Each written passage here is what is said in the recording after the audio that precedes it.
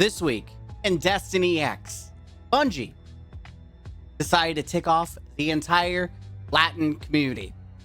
Resoundingly and unironically, they're getting sued for being racist. Apparently. Bungie really taking L's out here, aren't they? Woo! You know what's funny is I used to do like Feel Good Fridays, where I give like good news. Feel Good Friday for good news. This is good news. Not this right here. There's some bad news in here. But this right here. the irony. We go from this this racist white knighting, we're gonna change your culture, and absolutely block, like hiding, literally Hispanics talking about how they feel,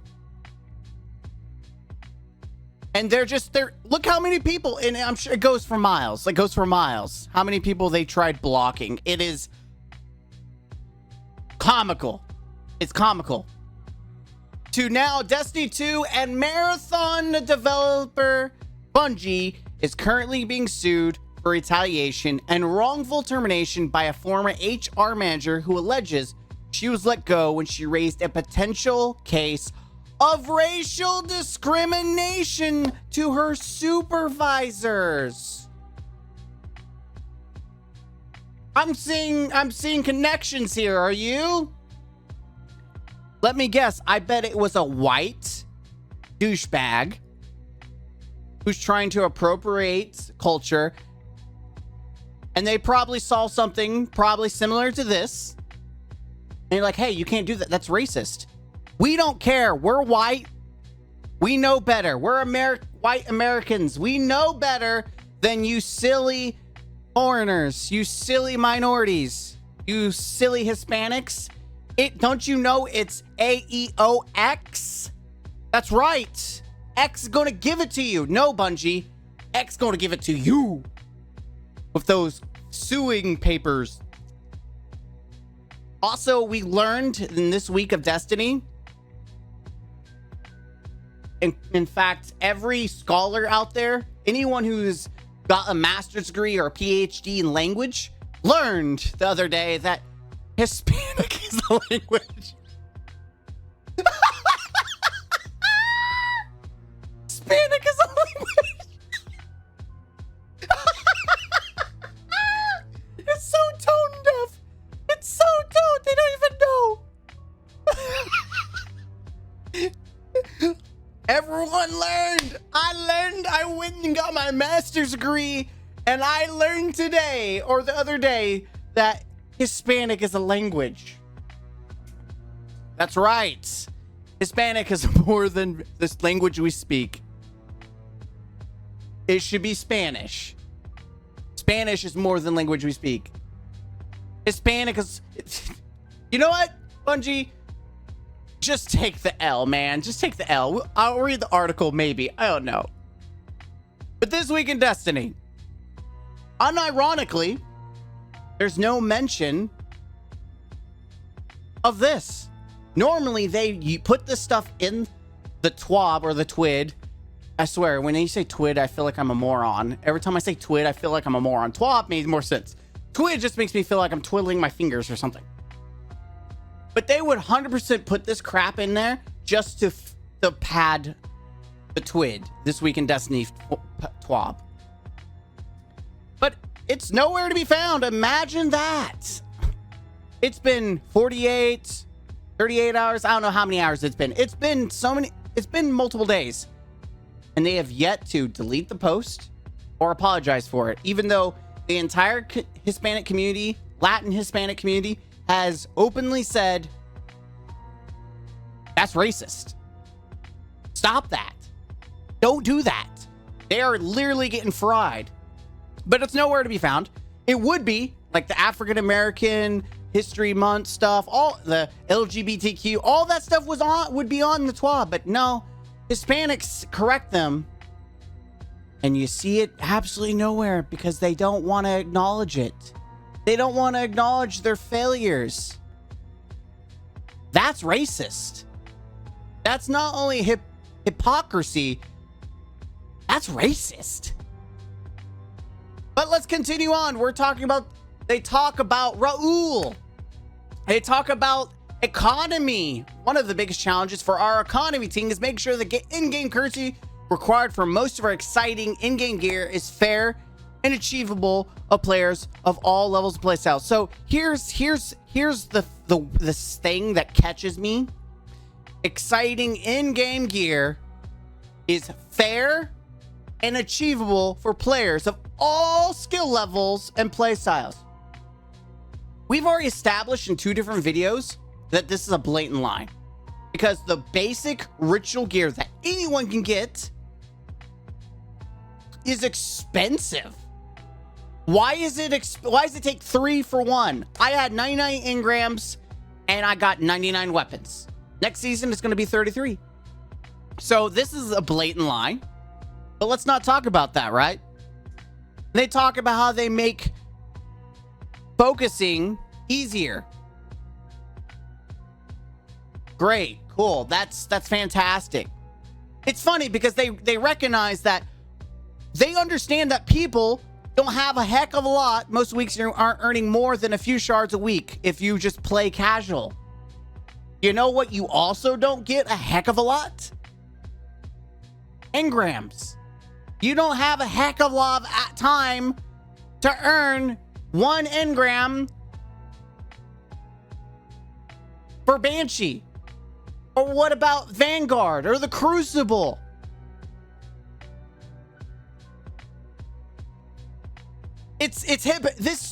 They are so hypocritical. We want to make it easy. We want to make sure everyone has a chance. We want to cater to the people who don't have enough time, but then they just I don't care. You want to complain about Trials. You know what? Trials is like endgame. It's endgame. I don't care. You know what? You want to make old GM weapons, legacy stuff. I do care because I think it should be cheaper because it's old stuff and people returning or new should be able to catch up. It should be a catch-up mechanic. Like if I want something that is out of date now, but I still want to experience and play with this item, I should be able to get it. But I'll even throw Bungie a bone and say, okay, legacy gear is more expensive. But why? The basic ritual, like free to play essentially, why is it expensive? The free to play stuff, why is that expensive? Because they don't care about your time. They don't care about you. They don't care about anyone. Hell, they don't care about Hispanics. They obviously don't care about race. It's all just corporate BS to make you pay and spend more time in their game. They want you to be like some of the stupid morons in some of my comments, and they want you to fondle their balls. Oh, Bungie. Oh, Bungie, you can do no wrong. Oh. And people are like, why do you play? Because there's no other game that has the end game that Destiny does. I've been playing a lot of Destiny in the past weeks because I've been doing Master Crota, which is kind of nostalgia berries for the original Crota. Grandmaster GMs. I've beat them though. Next week is the last week for the rotation of the Master Crotas and challenges. And once I do that and I get the title, I've already gotten my Golden Conqueror 10 times. I'm pretty much done with Destiny for the season. I've got all the weapons crafted. I'm pretty much done. And I get to play games like Call of Duty that's coming out next month. I get to play games like Cyberpunk. Like I'm gonna spend this weekend, Saturday, grinding it out. I heard it's like 10 hours for the DLC. We're gonna grind that bad boy out. I don't care about none of this. So here's my big complaint. Here's the next part of the video, that the big juicer, the big by the balls. They're making changes. And this is kind of like a wombo combo. And some people are gonna immediately say, like, it's not a big deal, bro. It's not a big deal. You gotta love those people that are so small-brained, so smooth-brained, that they don't understand that eventually these choices will come back and impact them. And I'll tell you what I'm talking about in like 2 seconds. Antaeus War is getting nerfed. For PvP, everyone can agree this makes sense. They were too oppressive. They're too free. It needed nerfed. But the problem is, and I think I've said it in the past video, and I will say it again. Where's the PvE? This is impacting PvE, is it not? Now, there's going to be someone that says, well, Mr. Counselor, you don't ever use this for PvE. But why? Maybe they should do a PvE buff. Do we never stop that? Why can't we buff them so they do something in PvE? Like, this is only for players and it doesn't impact actual combatants? Or what if blocking it and sending it back increases the damage of combatants? Like, for instance, let's say a Hive Guardian throws a shield and you slide into the shield and it bounces back to the Hive Guardian, because Lightblade is the GM this week, so this is a perfect innuendo in way to make an example. And the shield bounces back and does double damage. And like, that shield throw, that super shield throw just one-shots the Guardian, or almost one-shots it. It takes a chunk out of it. That would be awesome. Again, it's risky, so high risk, high reward. But do you see anything? It's all just PvP. And again, there's an argument of, well, not every exotic needs to be PvE, not every exotic needs to be for PvP, but that's just bad design. You should be able to take an exotic and use it anywhere.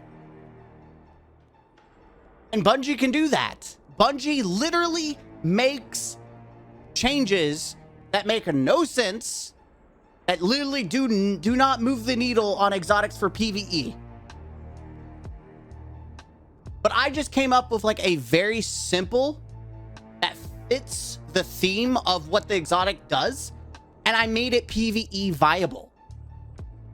Now, could you already do that, like Ricochet, Super, and stuff like that? Yeah. I'm just saying, make it more of it's already a high risk, but it's not rewarding. There's like no real reason to just slide around deflecting things. Like, but if it did something that's worth the value, it makes sense. But now it's essentially dead in PV. Like, if you were to put this on, you are dumb.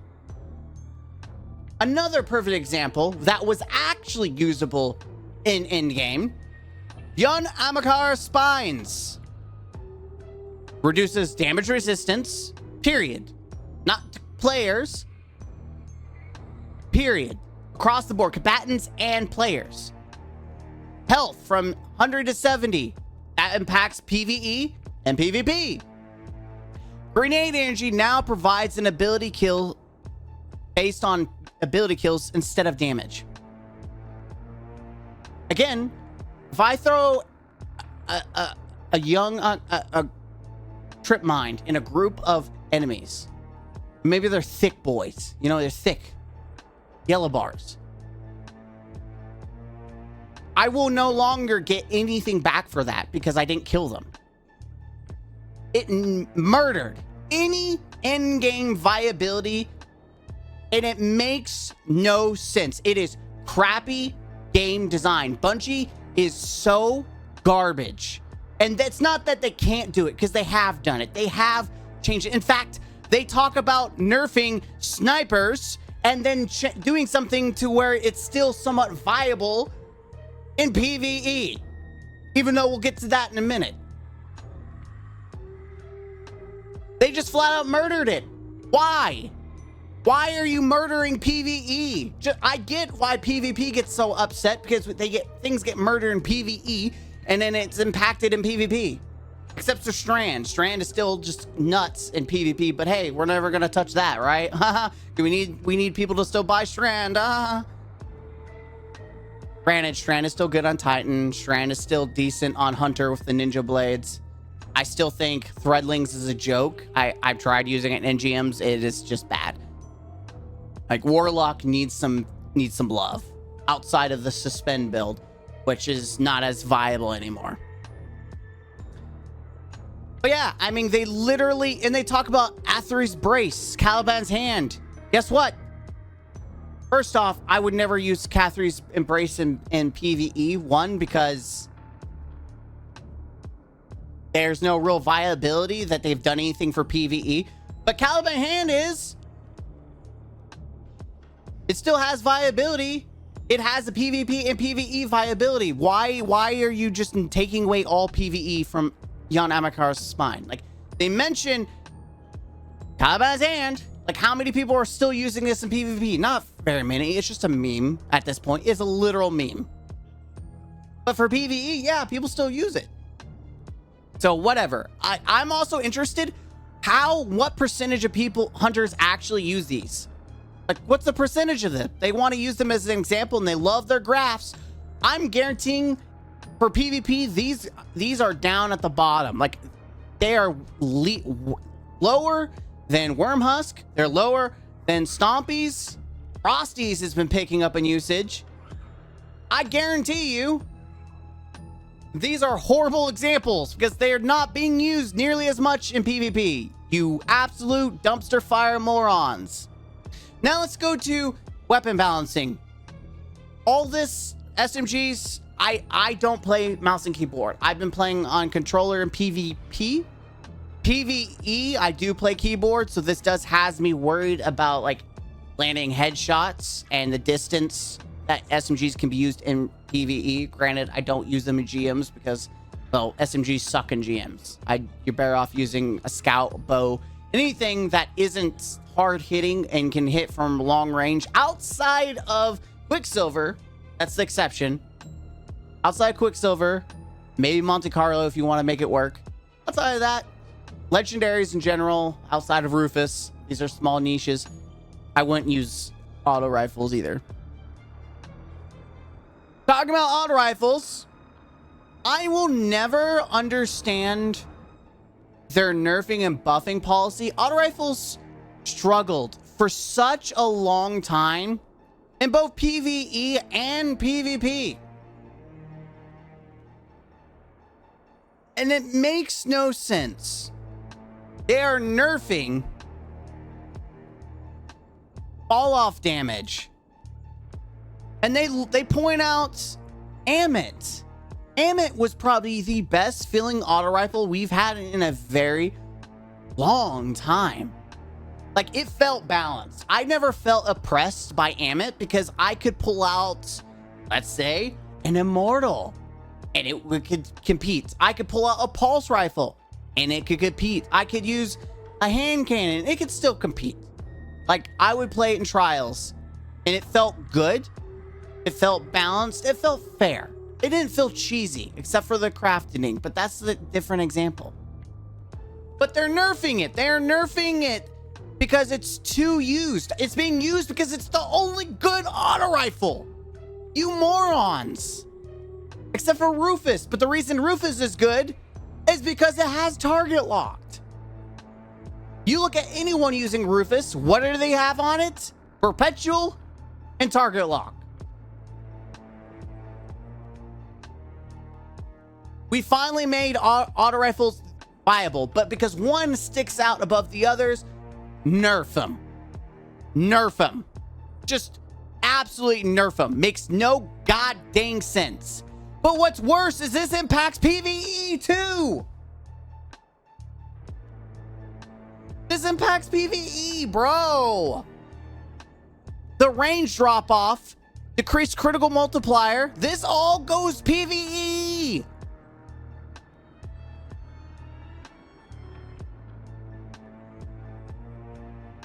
It impacts PvE.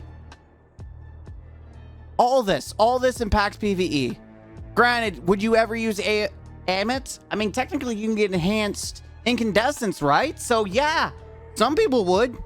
Granted, I would just use Quicksilver if you're going to use an auto rifle. Or Necrochasm-ish, maybe not in GMs. But I used Necrochasm in the Master Raid. It was fun. It wasn't good, but it was meme fun. Like GMs, and GMs are like the hardest difficulty outside of day ones. Even master raids aren't as hard as GMs because there's a 25 negative decrease to your light level. And that's the only reason why Grandmasters will be the hardest in-game content outside of day ones, which only happens once a year or a couple times a year, depending.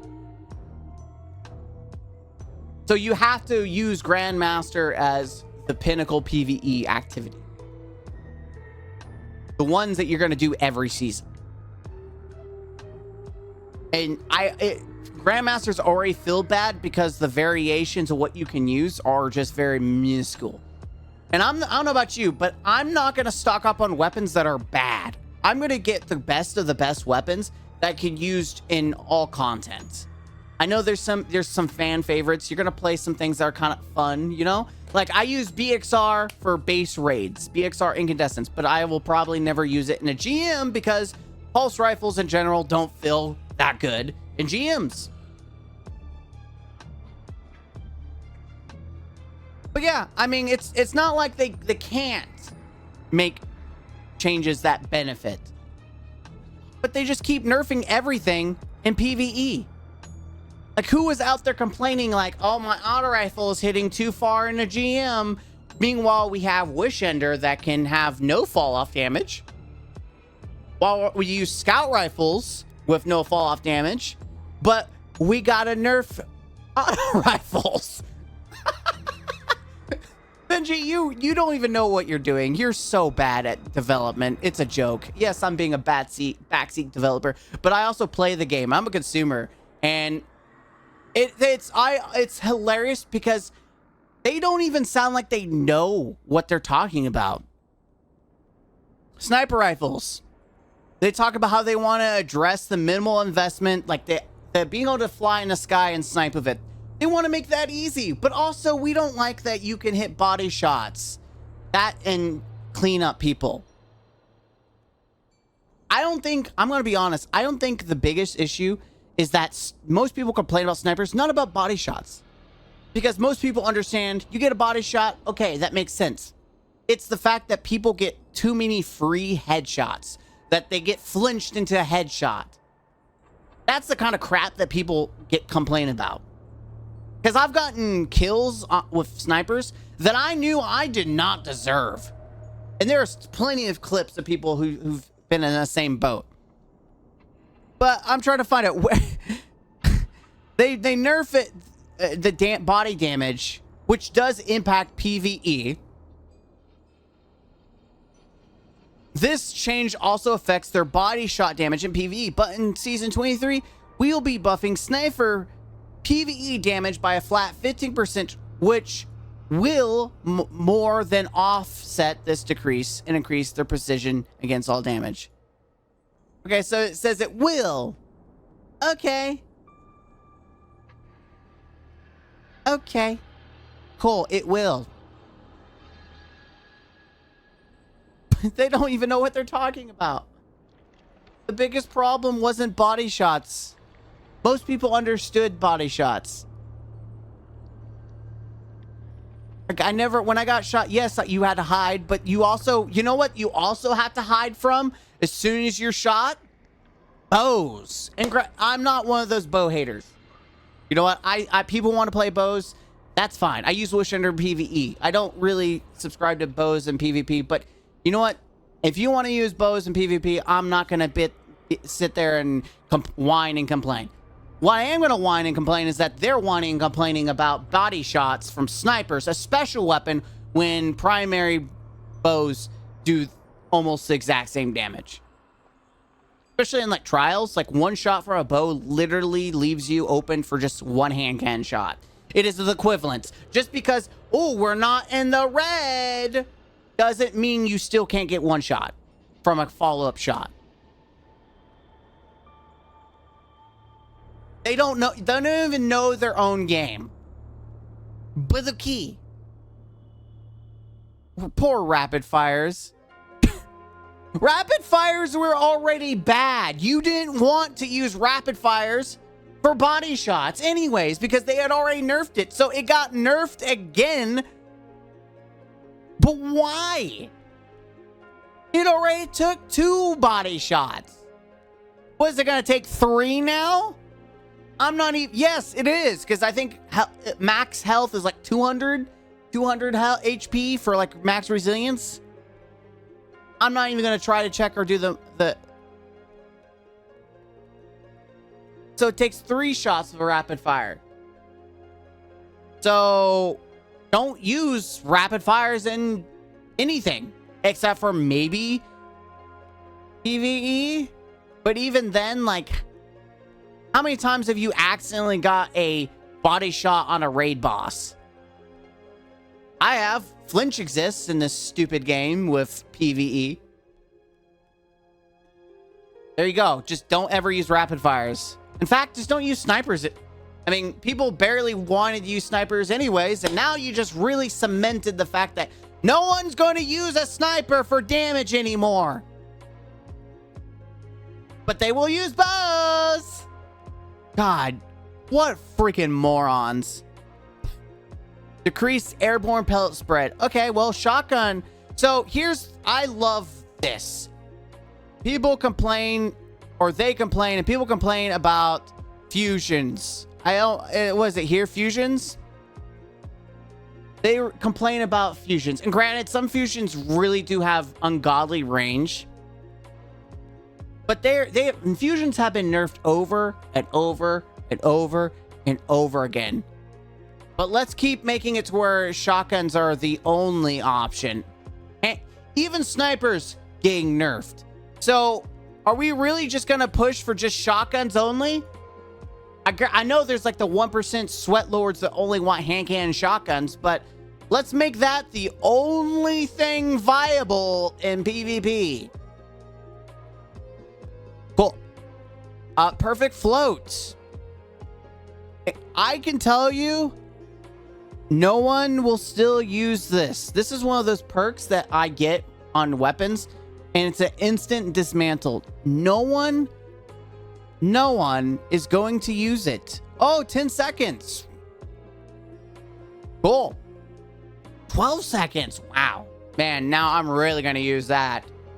I'm definitely going to use perfect float. I can't even tell you what it does because it's been such a dismantle. Kickstart. Popular perk on fusion. It allows them to have both substantial damage buff, faster charge time without difficult activation. So we have reduced the damage bonus provided by the perk. Again, so it's okay for people to slide around with shotguns in one shot, but we can't have that with fusions. I think the times that I died to a kickstart fusion was when someone was sliding around a corner and I was in their face. I'll be honest. I've never had someone slide around a corner and snipe me with a fusion rifle, because usually you could pick them off or jump out of the way. In fact, I don't even... Most people just use under pressure. Under pressure, high impact rounds or whatever. Or high reserve rounds, whatever. I don't even know what on top of my head. Rangefinder, because it's still good for fusions, even though it doesn't actually give you range. So they just need to change the name from rangefinder, because you're not actually doing anything range. I honestly don't care about checkmate. It's whatever. People love it. I haven't tried it, so I'm not gonna say yes or no to it. Future stuff. Increasing PvE glaives and snipers. Yeah, 15%, bro. That's not gonna change anything. Especially if you get flinched. Like, this is not gonna improve anything. I don't... This is what... The only thing that I got out of this that has me interested. Greatly increased damage against champions for Revision 0. Thank you. Revision 0 feels like a wet, sloppy noodle when you could use just anything else besides it. And Vex Mythoclass. Vex is getting a work. It's going to be hopefully unstoppable. I hope that Vex is unstoppable. It makes sense that Vex gets a champion mod. I feel like all raid exotics should have an intrinsic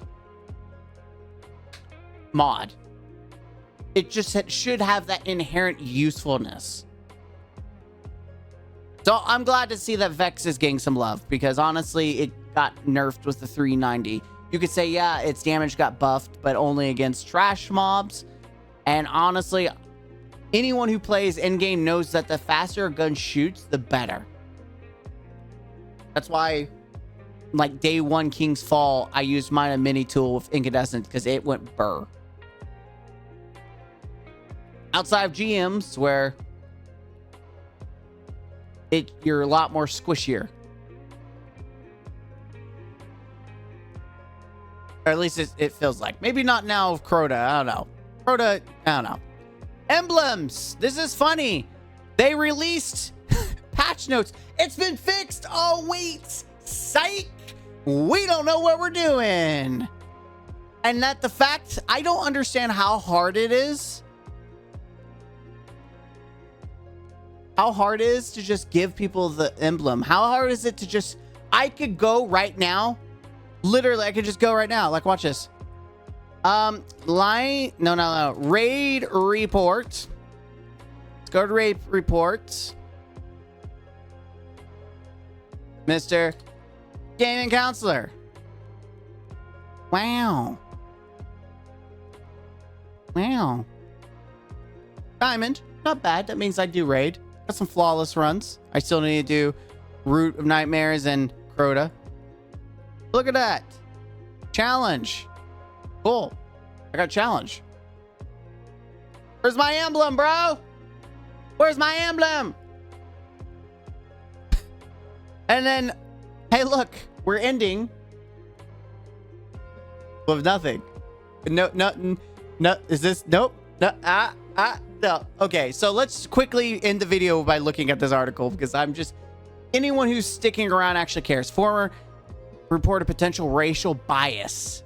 She alleged her recommendations for sensitivity training were met with hostility and denial. Season marathon in a complaint filed earlier. Decades of experience, referred to as Jane Smith, but when she sat down to speak with Smith, he allegedly pointed out that he was the only black employee on a team of 50 individuals and expressed that he felt he was being singled out and racially targeted by his supervisor. Man, kind of like how they targeted all the people who were correcting them for the racist thing that they posted on their Twitter. They definitely singled people out. That's true. Eventually they gave up because they knew it was a dying hill. Goes on to share information with her supervisor and recommend that Smith's supervisor receive diversity training, but alleges that her recommendation was met with hostility and denial. She says she was told that the individual she was recommending take the training had been there for a long time. Ooh, and are highly regarded. And her recommendation was denied during a follow-up discussion about the incident sometime after. Was additionally told by her supervisor that she didn't want to touch those conversations with a 10-foot pole. Wow. Just like they didn't want to talk about this conversation. Wow. They did talk about buffing glaives. They buffed glaives to be 11 feet. So they can't touch the subject with a glaive. Bungie, you dogs. I knew. That's why they're buffing glaives, because they don't want to touch things. They don't want to touch them. Following this, Alms alleges that Bungie committed terminating Smith's employment. Alms says she disagreed, saying this would be racial bias, and in September approached Bungie's director of equity inclusion, Dr. Courtney Benjamin, for advice. Benjamin suggests that terminating Smith would be too risky considering the evidence, and advised a written warning be given to Smith instead. However, alleges that her supervisor became extremely angry at her for having reached out to Benjamin and gave her a written warning over email. Supervisor also called Benjamin to apologize for approaching her, supposedly telling Benjamin that she didn't want her to think that she was a racist. Later in September, Ames claimed she was placed in the needs improvement category during a review. Despite previously having excellent reviews from both peers and clients, it was told by her supervisor to look for an off-ramp and exit from the job. Shortly after, says she found her email and Bungie platform access cut off without explanation, and despite multiple attempts to contact her supervisor, received no response for several days. At the end of September, was informed that her resignation had been accepted despite insisting that she had not intended to resign and wanted to keep her job. She said she declined to sign a document stating that she voluntarily resigned, and that email she sent to the company's chief people officer, Holly whatever, explaining the situation went unanswered. Bungie's response to Alm's complaint is brief and does not include an alternative narrative of events to counter hers because they don't have one. They are obviously racist morons. It's just a smokescreen about we are so inclusive. Oh my God, we're so inclusive. No, they're just white, racist trash cans who don't even know their own game. Hey, Sony, I think you might want to pull the plug on your funds. You've got a Blizzard Activision situation going on here. Woo! Bungie! Happy Friday, everyone. Oh my God. Remember, this is the company that taught us that Hispanic is a language. I'm Mr. Gaming Counselor, here to bring your doom and gloom, your Good News Friday. Good news, or Feel Good Friday, because I'm feeling good knowing that all my thoughts and beliefs about Bungie just only become truer and truer the more people dig and find out how much of a piece of crap Bungie is. They truly do not care about people other than their pockets. God, it's nice to be proven true. How does it feel, bald and fondlers? You want to cut those hands off because they've been fondling racist. Enjoy. God, I'm so glad I can play other games now. Bye.